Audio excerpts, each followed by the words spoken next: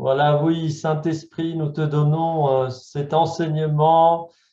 Voilà, que tous ceux qui veulent t'écouter toi puissent recevoir une confirmation, une certitude, une révélation plus intime, qui sont aimés personnellement, chacun, chacune, et que cet amour puisse se manifester à eux, qu'ils puissent avancer dans cet amour avec toi, Seigneur.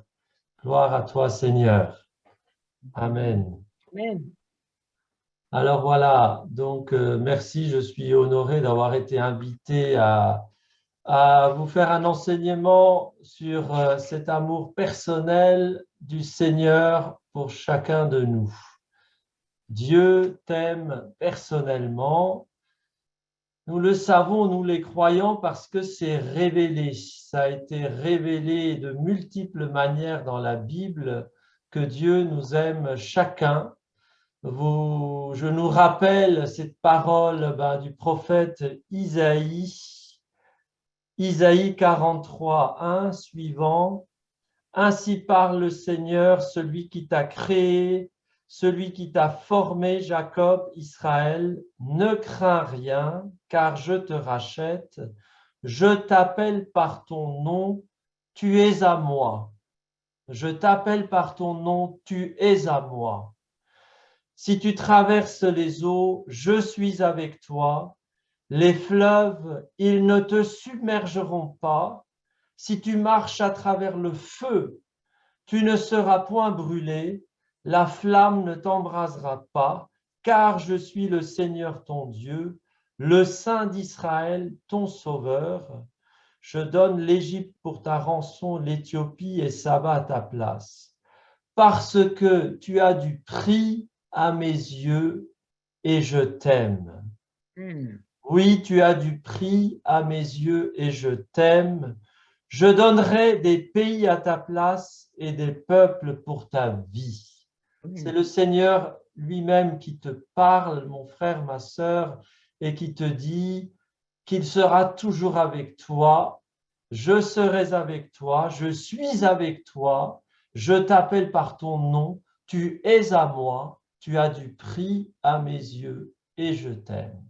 En tant que croyants, nous recevons cette révélation, cette parole qui nous est donnée de la part même de Dieu à travers la bouche du prophète Isaïe. Tu as du prix à mes yeux et je t'aime. On a aussi dans l'évangile de Jean une parole tellement forte, tellement puissante, peut-être la plus puissante de toute la Bible. Jean 3, 16. Dieu a tant aimé le monde qu'il a donné son Fils unique, afin que quiconque croit en lui ne périsse pas, mais qu'il ait la vie éternelle. Tellement Dieu, le Père, a aimé ce monde qu'il nous a donné son Fils. Et nous venons de faire mémoire du mystère de Pâques, de fêter la mort et la résurrection du Christ. Et nous sommes en la fête de la divine miséricorde. L'amour de Dieu pour toi, mon frère, ma sœur, est infini.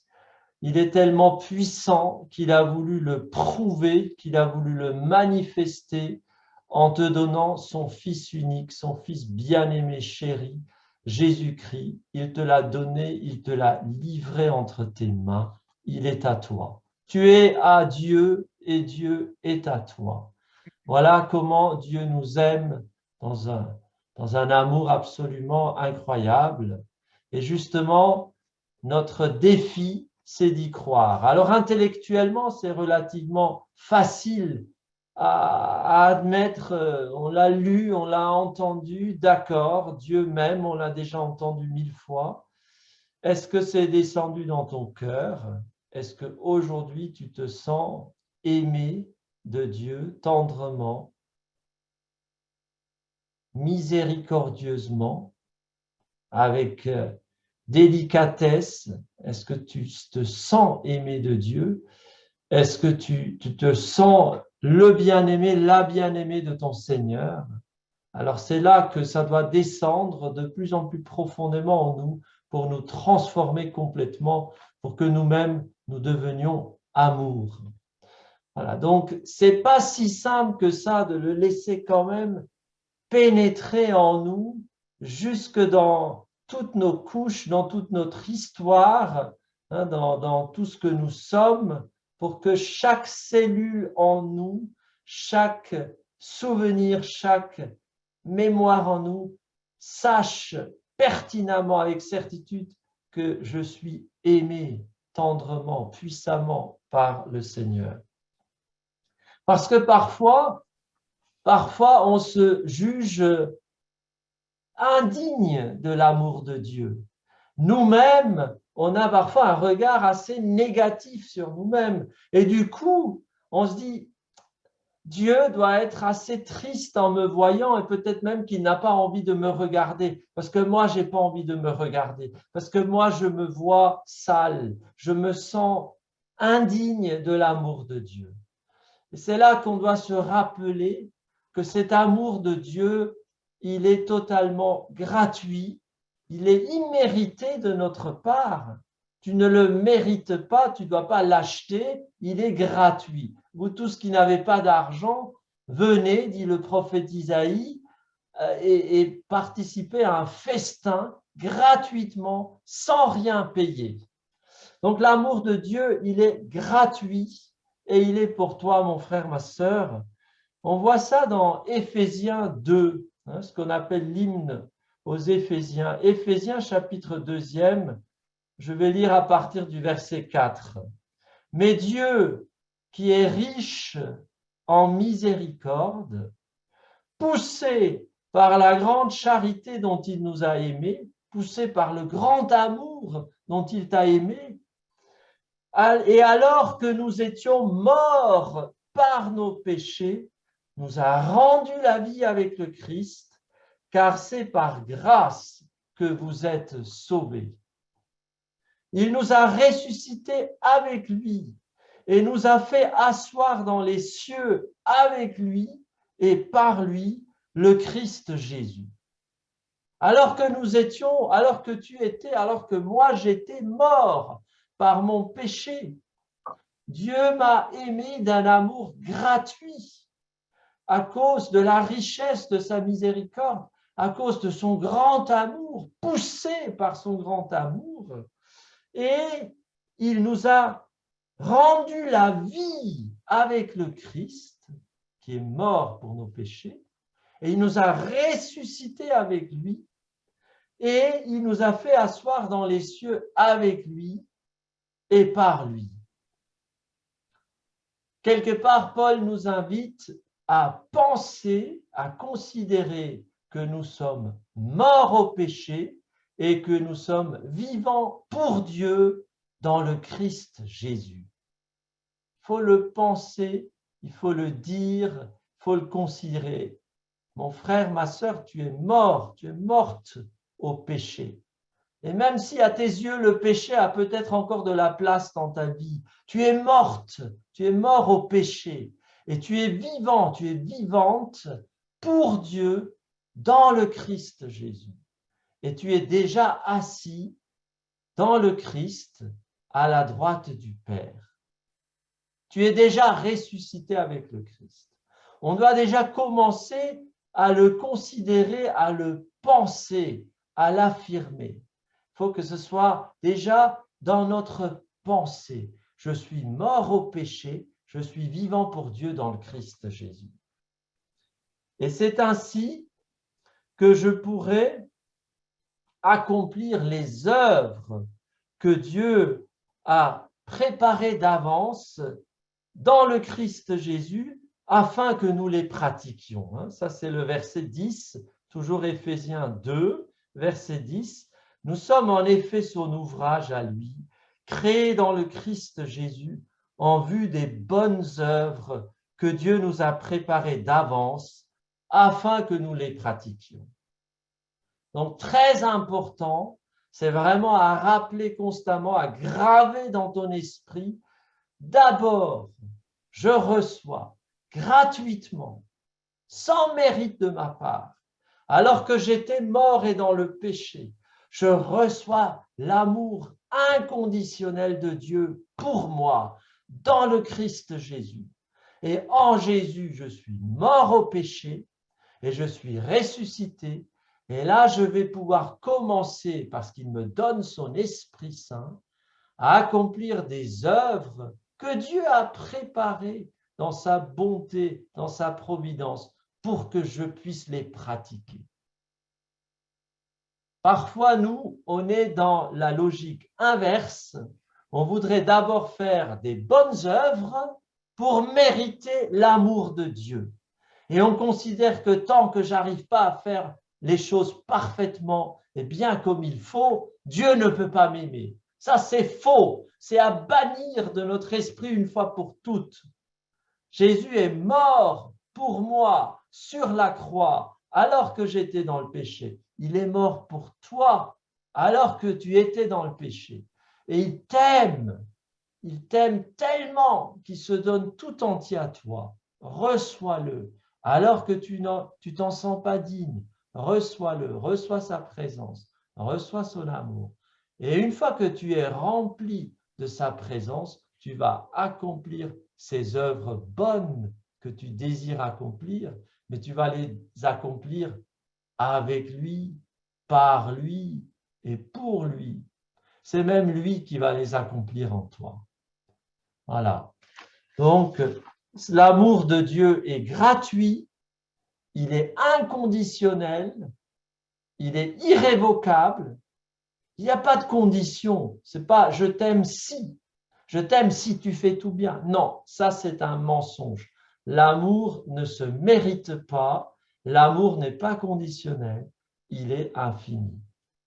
Il est absolu. L'amour de Dieu pour toi est absolu, irrévocable, éternel. Quoi que tu fasses, reçois cet amour. C'est Saint Jean encore dans sa première épître qui nous le dit très bien. Donc, 1 Jean, chapitre 4e, verset 1 suivant.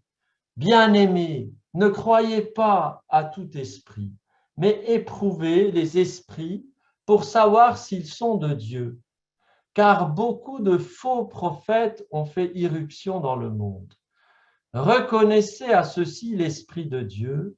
Tout esprit qui confesse Jésus le Christ venu en chair est de Dieu. Très important pour le discernement spirituel, ne nous confions pas à tout esprit. Il y a tellement d'énergie et d'esprits qui sont à l'œuvre actuellement dans le monde. Les esprits qui ne confessent pas explicitement Jésus-Christ venu dans la chair, c'est-à-dire que Dieu s'est fait homme en Jésus-Christ, seul sauveur, Dieu fait homme. Eh bien, les esprits qui ne confessent pas, qui ne proclament pas, qui n'annoncent pas Jésus-Christ, le Dieu fait homme, mort pour toi, pour payer pour tes péchés, les péchés du monde entier, ne nous confions pas à ces esprits et à ces énergies, à ces forces. Ne nous laissons pas toucher par ces énergies-là. Ne nous exposons pas aux esprits et aux énergies qui ne confessent pas Jésus-Christ venu dans la chair. Il y a un discernement à faire pour ne pas entrer dans des alliances, des pactes avec des esprits qui ne viennent pas de Dieu. Donc je répète, reconnaissez à ceci l'Esprit de Dieu, toujours 1 Jean 4, 2, tout esprit qui confesse Jésus le Christ, venu en chair, est de Dieu.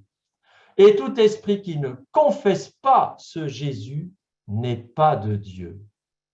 Esprit, énergie, force occulte, c'est bien plutôt celui de l'Antéchrist dont vous avez entendu dire qu'il vient et maintenant déjà il est dans le monde.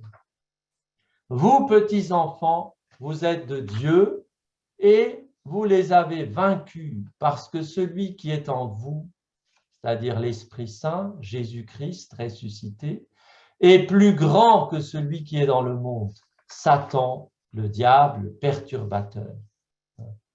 Jésus-Christ qui est en toi, qui t'est donné, il est plus grand que Satan qui est dans ce monde et qui s'impose à sa manière. Voilà. Eux, ils sont du monde, c'est pourquoi ils parlent selon le monde et le monde les écoute. nous sommes de Dieu. Celui qui connaît Dieu nous écoute, celui qui n'est pas de Dieu ne nous écoute pas. C'est à cela que nous reconnaissons l'esprit de la vérité et l'esprit de l'erreur. Il faut avoir du discernement aujourd'hui. En vivant à partir de l'amour de Dieu, le Seigneur nous donne son esprit en plénitude et il nous donne le charisme du discernement des esprits. Bien-aimés, aimons-nous les uns les autres, puisque l'amour est de Dieu, et quiconque aime est né de Dieu et connaît Dieu. Et maintenant, ce verset qui est très beau, celui qui n'aime pas n'a pas connu Dieu, puisque Dieu est amour. L'amour, c'est la nature même de Dieu. L'eau mouille. Dieu, il est amour. Il ne peut pas faire autre chose qu'aimer. Le soleil éclaire. Le soleil ne peut pas faire autre chose qu'illuminer, que réchauffer. Dieu ne peut pas faire autre chose qu'aimer parce qu'il est amour.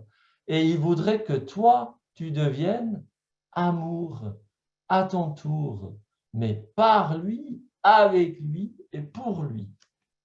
Pas par tes propres forces, par lui, avec lui et pour lui. Voilà, Dieu est amour. Saint Jean va le répéter encore au verset 16. Et nous avons reconnu et accueilli avec foi l'amour que Dieu a parmi nous. Dieu est amour, et celui qui demeure dans l'amour demeure en Dieu, et Dieu demeure en lui. Voilà, on a cette certitude que Dieu est amour, que Dieu ne peut pas faire autre chose que de nous aimer. Mais comment ça se fait que moi, petit enfant de Dieu, je ne ressens pas toujours cet amour? Comment se fait-il que moi, je ne suis pas complètement transformé par cet amour? Comment se fait-il que le soleil, qui pourtant éclaire, illumine, ne m'éclaire pas tout le temps? Comment se fait-il que je suis souvent dans la nuit ou souvent sous les nuages, dans la tempête? C'est exactement ça. Il y a des obstacles en nous qui nous empêchent de recevoir cet amour de Dieu, d'en être convaincus. Il y a des mensonges en nous qui nous empêchent de croire que Dieu m'aime, moi. Et donc ces mensonges, il faut les briser au roc de la parole de Dieu. Sois croyant, cesse d'être incrédule, dit Jésus à Thomas, qui ne voulait pas croire que Jésus était ressuscité. Cesse d'être incrédule, sois croyant. Accepte la parole de Dieu comme ta lumière suprême, la foi chrétienne, accepte-la comme ta lumière suprême, et tout ce qui n'est pas conforme à cette foi, tu considères que c'est du mensonge. Je ne l'accepte pas. Je soumets ma pensée, mon intelligence à la foi. Vous voyez, je redis cette parole, pensez que vous êtes morts au péché et vivants pour Dieu par Jésus-Christ, en Jésus-Christ. Pensez-le, il faut le penser. La conversion commence dans ma pensée. Parce que, effectivement, donc d'abord, je reçois cette grâce, ce salut gratuitement, sans mérite de ma part, sans que j'ai rien à faire. Mais ensuite, il y a un travail pour que cet Esprit Saint, cette révélation que j'ai reçue dans mon esprit, transforme mon psychisme, mon âme, ma mémoire, mes émotions, mes sentiments profonds, tout ce que je suis, et que tout ce qui n'est pas conforme à l'Esprit Saint, tout ce qui n'est pas soumis au Christ, soit porté à la croix pour mourir. Le vieil homme doit mourir pour que l'homme nouveau puisse vivre. Il y avait une ancienne manière de vivre, c'était de vivre à partir de mes pensées ou à partir de ma culture éventuellement, à partir de l'opinion des autres. Il y a beaucoup de bonnes choses là-dedans, mais il y a un discernement à faire. Et il y a des choses qui doivent être portées à la croix pour mourir à la croix. Des mensonges, des serments intérieurs, des choses que je me suis, avec lesquelles je me suis construit, mais à partir de mes blessures et à partir de mensonges. Tout ça doit disparaître avec la grâce de Dieu et par la force de Dieu. Alors, comment est-ce que je peux savoir, moi, si j'ai reçu cet amour de Dieu? Bien, normalement, l'amour, c'est une relation. Entre personnes, l'amour est une relation. Aimer une voiture, aimer un repas, ça, c'est un amour très, très, très, très imparfait. L'amour vraiment parfait, c'est entre deux personnes, ou entre Dieu et son enfant, son fils, sa fille. Et là, l'amour, normalement, comme c'est une relation, ça demande une certaine réciprocité. Donc, au fond, je sais que j'ai vraiment reçu l'amour de Dieu si j'arrive aussi, si je suis attiré, si je suis brûlé par cet amour, au point que je suis triste de ne pas arriver à aimer Dieu autant qu'il le mérite, au point que je voudrais l'aimer beaucoup plus. Je l'aime, mais je l'aime tellement imparfaitement, je voudrais l'aimer beaucoup plus encore. Alors, comment savoir si je suis là-dedans et comment faire grandir cet amour de Dieu? Eh bien, Dieu nous a donné un moyen pour, en quelque sorte, nous indiquer si nous aimons Dieu. C'est toujours dans ce chapitre 4e de la première épître de Saint Jean, au verset 20. Si quelqu'un dit « j'aime Dieu » et qu'il haïsse son frère, c'est un menteur. Car celui qui n'aime pas son frère qu'il voit ne peut aimer Dieu qu'il ne voit pas. Voilà un petit examen de conscience à faire. Si tu détestes ton frère, ta sœur, ton voisin, les personnes que tu fréquentes au travail, si tu détestes les personnes dans ton entourage, ou une personne dans ton entourage, il y a quelque chose de l'amour de Dieu que tu n'as pas encore saisi. Puisque l'amour de Dieu, lui, est inconditionnel, il est gratuit, c'est comme le soleil qui brille et comme la pluie qui tombe sur les méchants et sur les bons, le soleil qui éclaire les bons et les méchants. Jésus est resté bon même avec ses bourreaux. Jésus est resté bon même avec ses détracteurs, avec Judas qui l'a trahi. Jésus est resté bon avec lui. Jésus est resté dans l'amour même de celui qui l'a trahi, parce qu'il ne peut être qu'amour et parce qu'il n'y a rien de plus fort que l'amour. Alors nous aussi, nous sommes invités à entrer dans cette attitude de bénédiction, la bénédiction étant aussi une arme, d'amour, l'amour étant aussi la force suprême de l'univers tout entier. Il n'y a rien de plus fort que l'amour de Dieu. Croire que Dieu est faible parce qu'il aime, c'est un mensonge terrible, c'est une erreur catastrophique. Dieu n'est pas un Dieu faible. Jésus n'était pas faible à la croix, il était plus fort que tous, parce qu'il a su rester dans l'amour alors qu'il était entouré de haine, de rejet, de trahison, de bassesse, de vulgarité, de moquerie. Il a su rester dans l'amour. Quelle force! Quelle puissance! Quelle victoire! Waouh! Eh bien, c'est cet amour qui est fort que nous devons cultiver, que nous devons laisser grandir en nous. Il n'y a rien de plus fort que l'amour divin.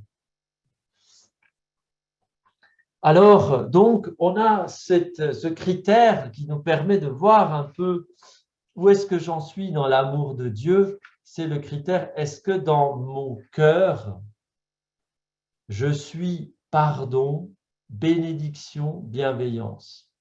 Il y a des personnes avec lesquelles je ne pourrais peut-être pas vivre ensemble en étant amis parce qu'ils sont malveillants, mais j'aurai quand même de la bonté, de la bienveillance à leur égard. Par l'Esprit Saint qui est dans notre cœur. L'amour a été répandu dans nos cœurs par l'Esprit Saint qui nous a été donné. Romains 5, 5. Cet amour, il ne faut pas le contrister, il ne faut pas le contrarier, il faut lui laisser toute sa place. Alors, je voudrais, pour terminer, parler de comme 3 étapes à travers lesquelles on peut passer dans la rencontre avec ce Dieu qui est amour. Il y a beaucoup de personnes qui fuient Dieu, qui ne veulent pas être en contact avec Dieu, qui ont peur de Dieu, ou qui veulent rien savoir de Dieu, qui sont fâchés avec Dieu, ou qui ne croient même pas qu'il existe. Eh bien, ces personnes-là, un jour, tôt ou tard, se trouveront quand même devant le juge. Dieu va les juger. Il est le juge des vivants et des morts. Et donc, la première rencontre avec Dieu, quand on était loin, quand on est dans des péchés, quand on voulait peut-être le fuir, c'est de rencontrer quand même un juge. La miséricorde ne supprime pas la justice.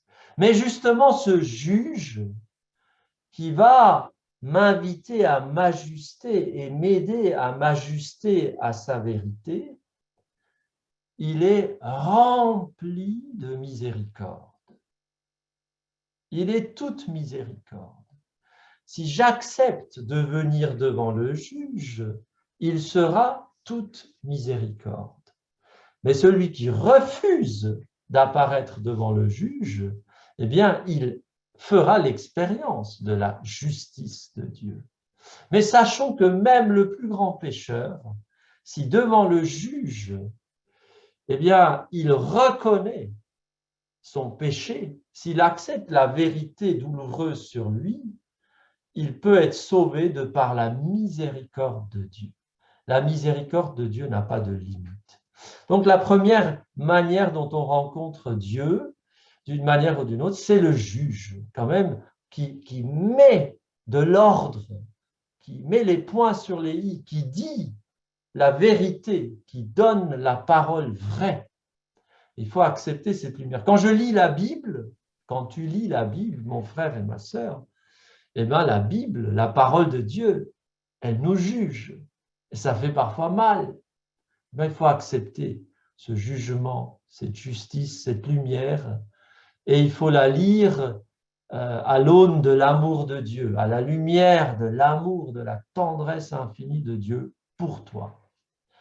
Ensuite, deuxième étape, si on veut se mettre au service de Dieu, si on veut devenir des serviteurs de Dieu, eh bien, on va rencontrer un maître ou un roi, un chef, un roi, rempli de bonté à notre égard.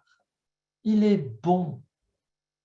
Mon joug est doux, mon fardeau est léger.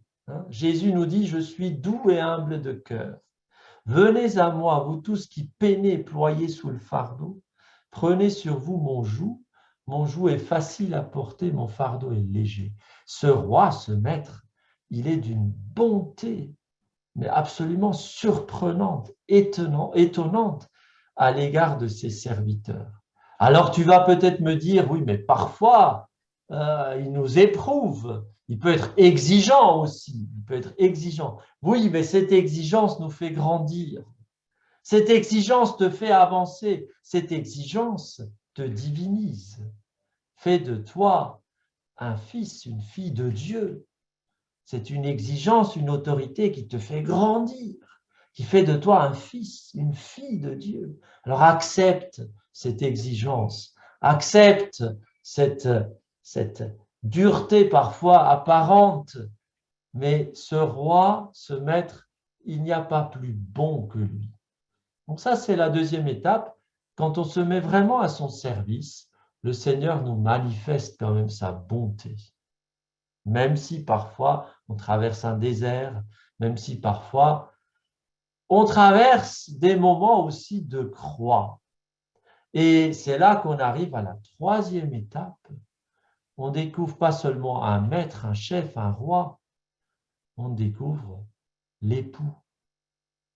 L'époux qui aime son épouse comme rien d'autre au monde, qui est prêt à tout pour elle, qui livre sa vie, qui donne sa vie jusqu'à la dernière goutte de son sang pour son épouse chérie.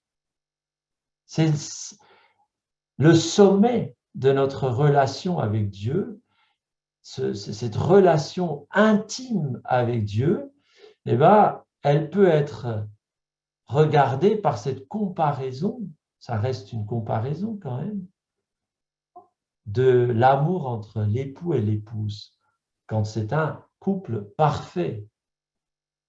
Le Cantique des Cantiques nous parle de cela, le bien-aimé et sa bien-aimée. Le prophète Isaïe nous dit, ton Créateur et ton Rédempteur, c'est ton époux. C'est ton époux. On voit ça dans la vie mystique, qu'il y a à un moment donné comme un mariage spirituel, où la personne, elle comprend qu'elle est tout à Dieu et que Dieu est tout à lui et qu'il n'y a pas plus grand amour que de se donner à ce Dieu qui se donne à nous. Il n'y a pas d'amour plus personnel que l'amour entre l'époux et l'épouse. Alors effectivement, ça peut nous paraître loin, ça peut nous paraître peut-être réservé à quelques âmes choisies. Non, c'est pour toi, mon frère, ma sœur.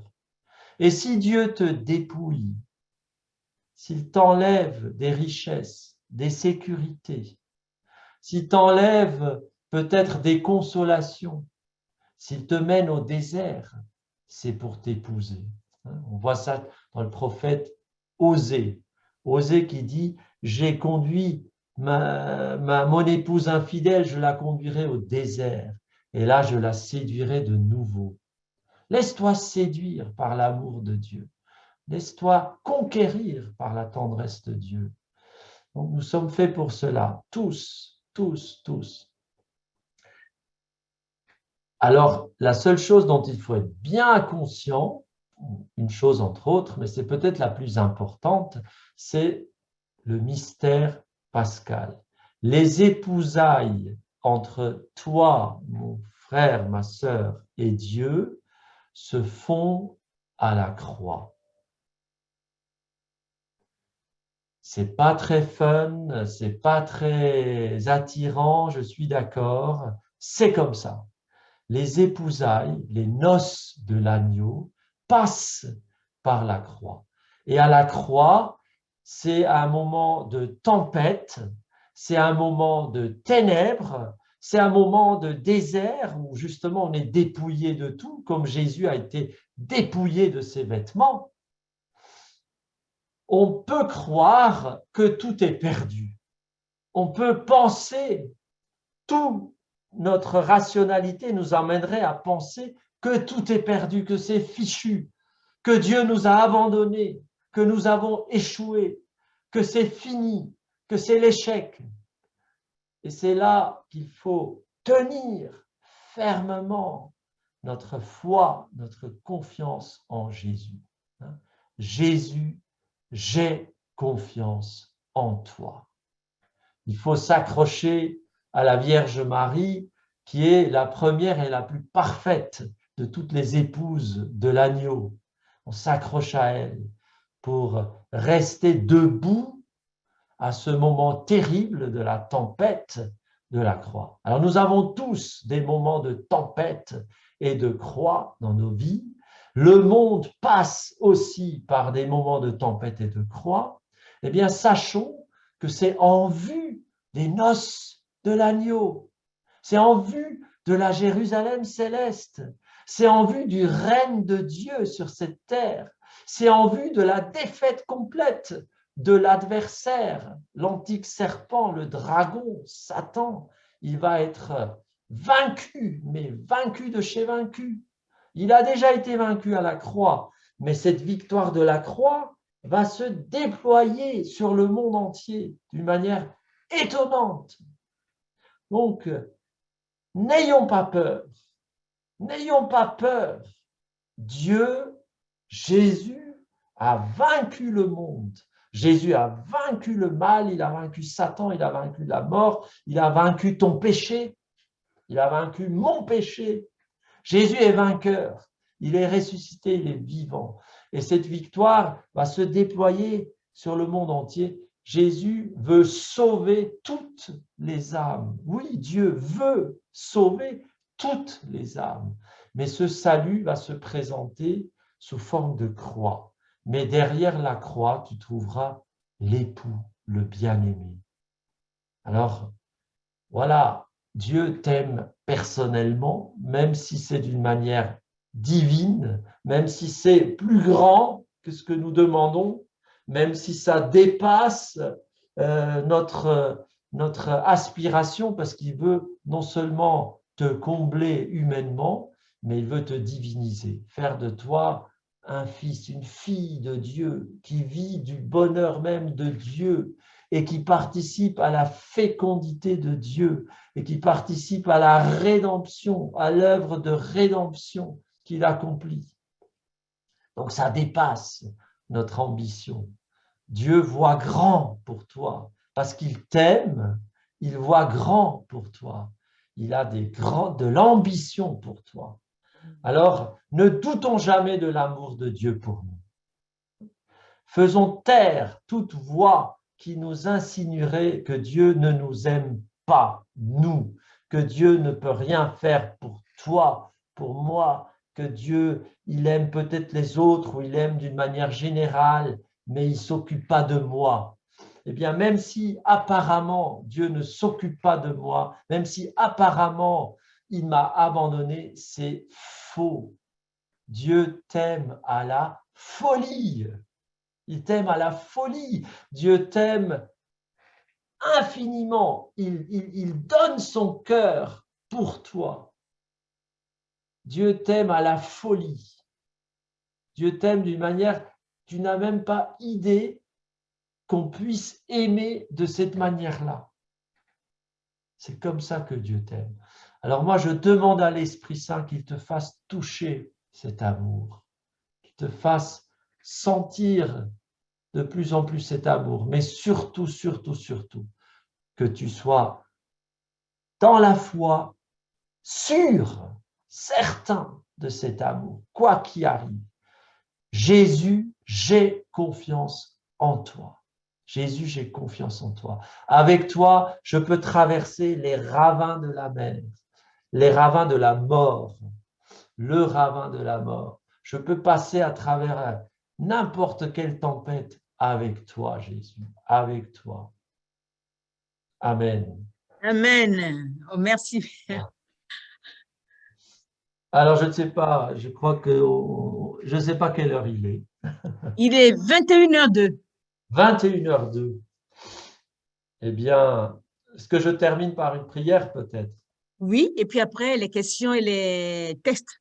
Ah oui, oui, oui, oui. Je vais d'abord vous donner les 5 questions. Voilà.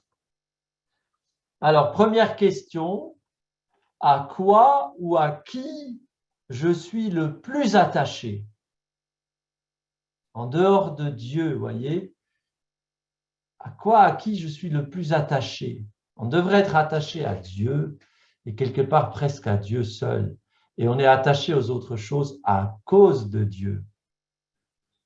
Mais à quoi est-ce que je suis attaché peut-être et qui fait un peu concurrence à Dieu dans mon cœur, dans ma vie, dans mes pensées? Deuxième question, auprès de qui je cherche de la reconnaissance, de la valorisation, de l'amour? Auprès de qui je cherche de la reconnaissance, de la valorisation, de l'amour? Normalement, je dois chercher ma reconnaissance, ma valorisation auprès de mon Seigneur bien-aimé. Et si je la reçois de lui, je serai libre par rapport à la reconnaissance ou la non-reconnaissance qu'on peut me donner ou ne pas me donner. Donc, auprès de qui je cherche de la valorisation? Troisième question, au fond, quelle est mon image de Dieu le Père? Est-ce que j'ai vraiment l'image d'un Dieu qui m'aime à la folie et qui donne jusqu'à la dernière goutte de son sang pour moi? Ou est-ce qu'il y a des fausses images de Dieu?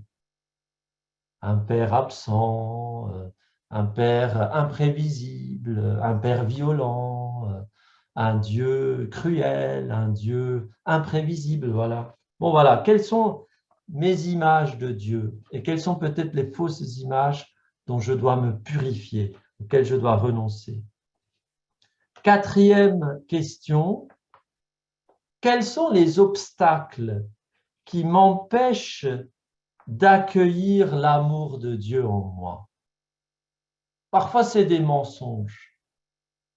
Parfois, c'est des blessures. Parfois, c'est des non-pardons qui donnent de l'amertume, du ressentiment. Quels sont les obstacles qui m'empêchent, moi, d'accueillir l'amour de Dieu en moi? Et cinquième question, quelle est la résolution pratique que je prends pour approfondir ma relation d'amour avec Dieu? Voilà. Je t'invite à prendre une résolution pratique, un petit moyen, quelque chose de pratique dans ta journée pour approfondir ton amour avec Dieu. Après tout, c'est le premier de tous les commandements. Tu aimeras le Seigneur, ton Dieu, de tout ton cœur, de toute ton âme. Et aussi pour se laisser aimer. Donc ça, c'est les 5 questions. Et puis, les textes à méditer, j'ai choisi 3 textes bibliques à méditer. D'abord, dans le livre de l'Apocalypse, les chapitres 2 et 3, c'est les lettres de Jésus aux 7 églises. Alors, c'est un peu un examen de conscience, voilà. Est-ce que je me retrouve dans une de ces églises? Les reproches que Jésus fait à telle ou telle église, est-ce que ça me concerne? Ensuite, première épître selon saint Jean, le chapitre 4e. On en a lu des extraits, mais je t'invite à lire cette première épître de saint Jean, surtout le chapitre 4e. Et puis, je t'invite aussi à méditer sur le chapitre 2 de l'épître aux Éphésiens. Éphésiens, chapitre 2e. Voilà, on en a lu des petits extraits aussi, de méditer sur ce chapitre 2e de l'épître aux Éphésiens. Voilà. Parfait. La prière. Voilà. Alors, Seigneur, nous te remercions pour ce moment que nous avons passé en pensant à l'amour de Dieu, à ton amour, en parlant de ton amour. Alors déverse ton amour sur chacun de nous. Manifeste ta tendresse pour tes enfants.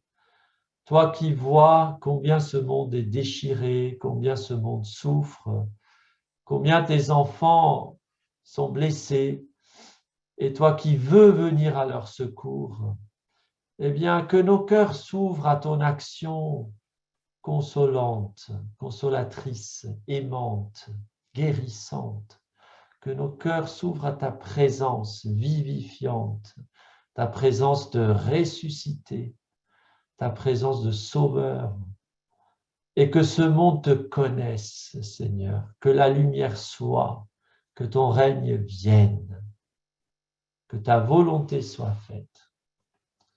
Alors terminons peut-être voilà, par la prière que Jésus lui-même a appris à tous ses disciples. Notre Père, qui es aux cieux, que ton nom soit sanctifié, que ton règne vienne, que ta volonté soit faite sur la terre comme au ciel. Donne-nous aujourd'hui notre pain de ce jour. Pardonne nos offenses, comme nous pardonnons aussi à ceux qui nous ont offensés. Et ne nous laisse pas entrer en tentation, mais délivre-nous du mal, car c'est à toi qu'appartiennent le règne, la puissance et la gloire pour les siècles des siècles. Amen. Merci.